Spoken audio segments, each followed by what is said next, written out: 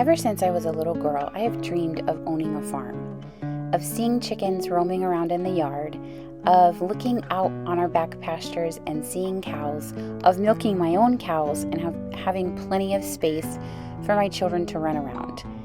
Come with me this morning as I am basically living out my dream. I grew up with my grandparents having cows on a ranch and a huge garden, and now I find myself living out this special dream.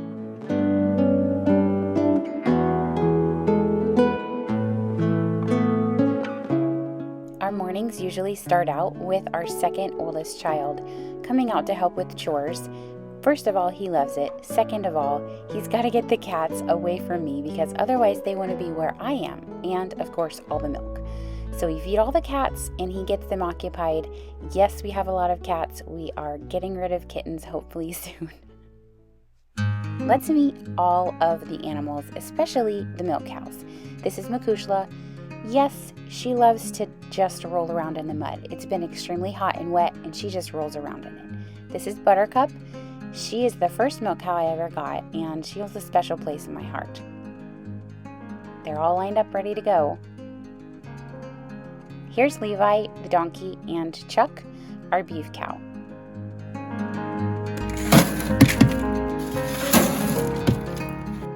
We actually just moved our milking parlor to a new space. One, because of the mud. It was so wet and muddy behind the back of the barn. Two, because this is a little bit far removed from the barn, so it can help with the flies a little bit. Then three, we actually have a space for both of the milk cows to come in at the same time, so it's a little bit of a time saver. This is only the third time that we have milked in this new location, and cows are creatures of habit. And so you can see they're a little unsure about where to go, but they get in their right spots. It just takes just a second. We didn't do a typical stanchion. We actually just have a little hook that we can clip into their collar, and it seems to be working decently well, especially since we have these wood boards that kind of keep them on their own sides. The very first thing that I start with is brushing them down as best I can. You can see that they're incredibly dirty. It has been raining and raining and raining, and then of course they also love to lay in the mud to cool themselves down. So I do my best to brush off any loose dirt and hair, and then my main focus on cleaning is definitely on the udder and all four of the teats. So since we milk with a machine, it's a lot easier to keep it sanitary because I just have to clean on the under part where I'm going to attach the machine. I use the first rag to clear all visible dirt off, and the second rag to kind of do more of the sanitizing, checking even underneath all the teats where the milk comes out so that I'm sure there's no dirt particles in there. Then I strip out each teat 3 times, getting the old milk that's been sitting in there since last milking out. And you can see Buttercup has a really strong letdown. Now, machine time. It took me a little while to figure this out.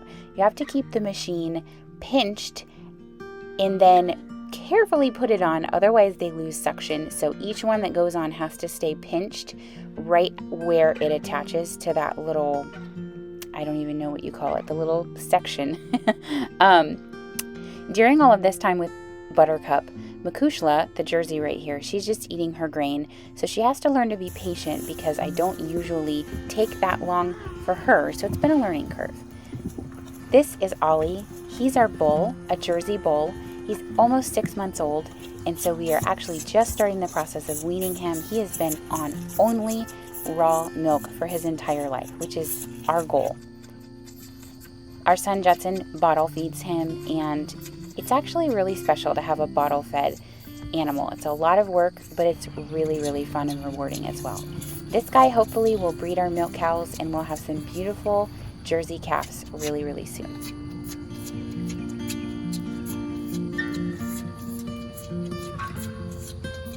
Buttercup is all done milking, and so now I'm moving on to Makushla, and I can actually clean her ahead of time, but Buttercup kind of finished early, and so I'm finishing up cleaning off Makushla. And again, just as a reminder, I focus really solely on all of the teats and then the underside of the udder. And Makushla is probably twice as hard at getting this machine on than Buttercup is. She's shorter, as you can see, and her teeth are a little closer together, and so it is very tricky. Oh, Buttercup is trying to pull out, and you will see why she's trying to leave in just a second. I decided to leave the craziness in because I wanted you to see that it's not always perfect and sunshine and rainbows with animals, but it's still 100% worth it. So as I'm getting Makushla all set with the machine, making sure it's not going to fall off and everything's good, I'm going to get up and I'm going to try to push Buttercup back into her stall, because with cows, it's really important that they know you are the boss, not them. So I don't let her out until I'm ready for her to be let out. If you remember me saying, this is a new setup, and cows will tend to use the bathroom when they're unsure.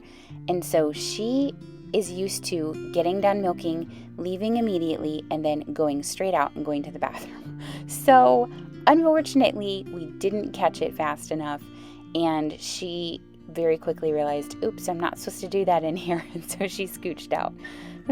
Such is life with cows. Seriously, it happens more often than you would think, but you can train cows. And again, this is only the third day, so we're getting there.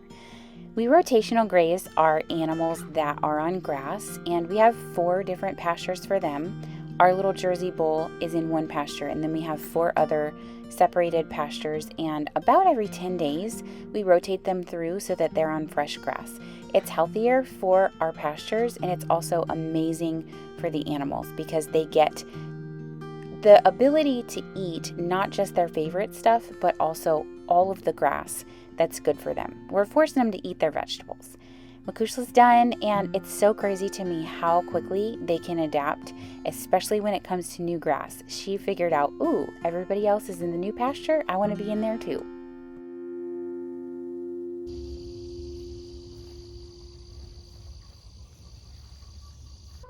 After I milk the cows, I always clean the machine really well. It's a pretty rigorous process. We have to make sure that every part gets cleaned and sanitized.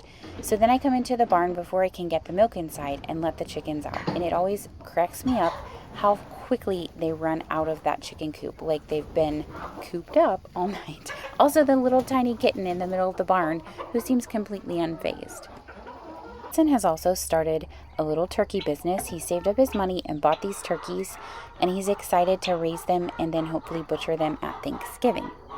We're just about to get these birds into our chicken tractor so they'll be on grass and in the sunshine and make for some amazing healthy birds. Okay, after all of that, I get the milk inside as quickly as I can, and I still like to filter it through a filter even though it was in the machine. It's just an extra precaution. As soon as I get the milk all filtered and into jars, I like to try and get it chilled as quickly as possible. So either put it in our freezer if we have the space, or just get it into the refrigerator as quickly as I can. Filtering kind of takes a little while, but I feel like it's super important, and the milk always tastes amazing.